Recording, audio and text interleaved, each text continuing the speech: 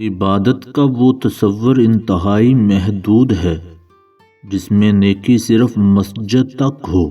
دیانت دار انسان کے لیے تو گھر اور دفتر بھی عبادت گاہ ہیں۔ عورت ہمیشہ کے لیے اس مرد کے قابو میں آ جاتی ہے جو مرد عورت کا اس وقت سہارا بنتا ہے جب بری طرح کسی کی محبت نے اس کو روندا اور دھتکارا ہو۔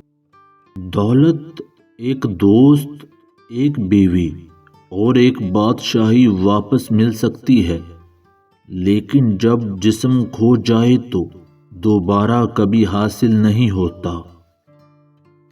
جو عورت جنسی تعلقات کے لیے مرد کا پیچھا کرتی ہے وہ اپنی روحانی خوبصورتی بھی کھو دیتی ہے۔ خالق سے اچھا تعلق اور مخلوق سے اچھا برتاؤ مومن کی نشانی ہے۔ کھانا پینا سونا مومن کی نشانی ہے۔ سانس لینا ہی زندگی نہیں، دوسروں کے دلوں میں زندہ رہنا، ان کی دعاؤں میں زندہ رہنا اصل زندگی ہے۔ کسی برے ساتھی پر بھروسہ نہ کریں اور نہ ہی کسی عام دوست پر کریں، کیونکہ اگر آپ سے وہ ناراض ہو جائے تو وہ آپ کے سارے راز فاش کر سکتا ہے۔ دریا کے کنارے پر درخت ایک عورت سے دوسرے مرد کے گھر میں اور بادشاہ بغیر مشیروں کے بلا شبہ تیزی سے تباہی کی طرف جاتا ہے۔